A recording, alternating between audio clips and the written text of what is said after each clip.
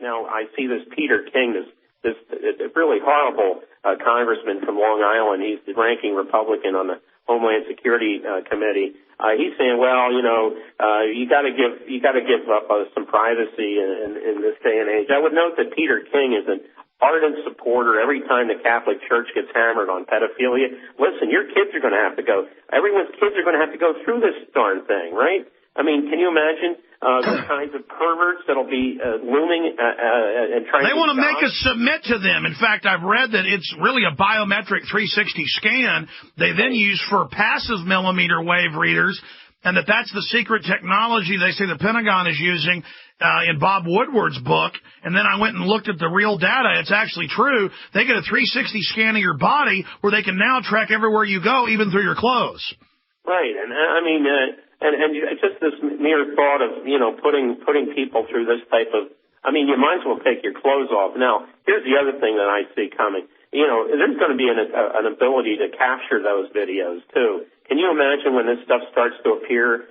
We always see the paparazzi photos. Can you imagine? Everything gets leaked. I mean, everything gets released. Absolutely. They're going to release Wayne Madsen and Alex Jones, and they can all laugh at our Johnson size, and it'll be real funny.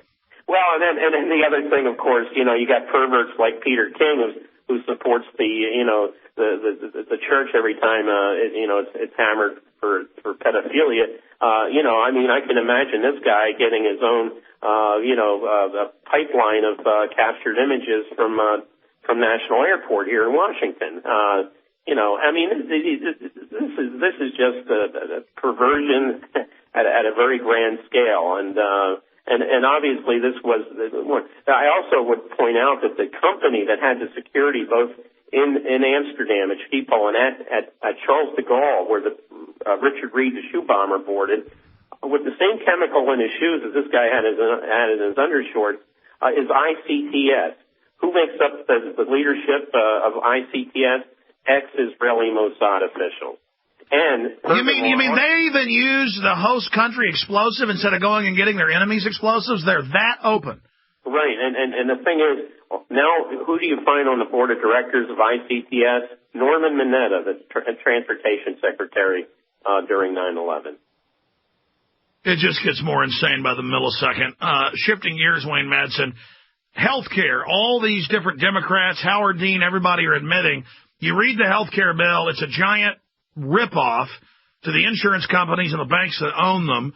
It raises taxes, cuts health care, and different senators are having 30-plus drops in their polls going into their elections.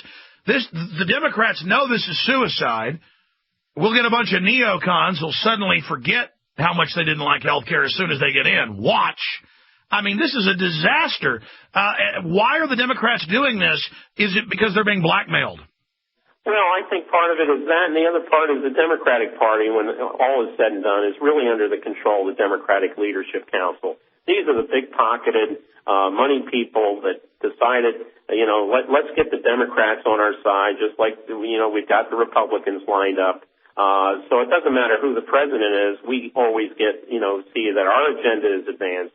And, who are the DLC? The DLC are people like Rahm Emanuel, the chief of staff. And I think it's very interesting. His brother, Zeke Emanuel, was brought in from the National Institutes of Health to be an advisor on health care policy at the White House. And he's given speeches calling for health rationing. Right. And I see Jane Hampshire of Fire Dog Lake has teamed up with Grover Norquist to demand an investigation of Rahm Emanuel for what kind of skullduggery he was engaged with when he was appointed by President Clinton to the board of Freddie Mac. And we know about what happened to Freddie Mac later. I would also like to see people team up like the left and right has teamed up on Rahm and Freddie Mac on the role Zeke Emanuel played in coming up with this healthcare fiasco. Because, as you say, this is only a boondoggle for the insurance companies. I would also put in there Big Pharma. Big Pharma is going to make out like bandits with this program. Well, take the banking bill. Bloomberg's reporting over $4 trillion in other goodies for the banks in that. I mean, they're acting like this country isn't going to exist anymore. They are just stealing with both hands, both feet. I mean, Wayne, am I right in saying that government has just gone hog wild crazy? Well, yeah, and then, Obama promised change. I would point out that there's been a demonstration at the Whirlpool plant in Evansville, Indiana. That company's moving its factory to Mexico. 1,000 people are going to lose their jobs in Indiana, at Evansville, at this plant. Why is Obama talking about stimulus money when he could have picked up the phone to the chairman of Whirlpool and said, you move those jobs to Mexico at your own risk. I will tax the Jesus out of you. For $4 billion of the GM bailout went to move the factories to Eastern Europe, right, China, and Brazil. I mean, you can't make this up.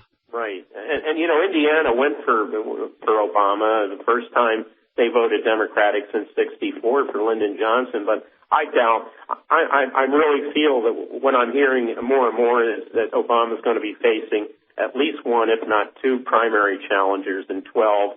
And very soon we're going to see these people start to sniff around in Iowa, the first caucus state, and attend the teachers' meetings and well, that's what I see. I see absolute devastation in the next election, and in the next election after that, the big national election, total annihilation of the Democrats. But then what happens? The Republicans will even have a shorter honeymoon. They'll keep stealing. Is that when the revolution comes? Is when we put the Republicans in, and they even are worse than Obama? Is that when people finally wake up? Well, I think 2012 and maybe 10. I'm not sure about 10 because it's a congressional election, but in 12, I think we may see one of those rare times where a third-party candidate could come on very strong. We saw that in '92 with Ross Perot. Everyone was disgusted with old man Bush, and they didn't quite trust Bill Clinton, let's face it, and for good reason. We found out later why. But I think it's one of those rare times when we see a third-party potential gain steam, and I really believe that whether it's, Jesse Ventura, Dennis Kucinich, or any of these people, I think we're going to see a third-party challenger. I think the third-party challenger is going to potentially do very well and pose a threat to the ruling duopoly of the Democrats and Republicans. Whatever happens, we're in for a wild ride. We'll talk to Wayne Madsen again in the new year. Wayne Madsen Report or thewaynemadsenreport.com, or just Google Wayne Madsen, and you'll find his site right there and all of his great writing and reports. Wayne, thank you for spending so much time with us. In closing, is it safe to say, pun intended, that the underwear bombing plot blew up in their face and that it's really not going well for them? Well, I remember when we had the Richard Reed, the shoe bomber, we all had to take off our shoes. I don't know what that means now. Do we all have to take off our underwear when we board a plane? Yeah, that's the message. We're going to body scan you. Next is the taser bracelet. Wayne Madsen, thank you so much. Have a great New Year. Same to you. Happy New Year, Alex. Vaya con Dios. We'll be right back.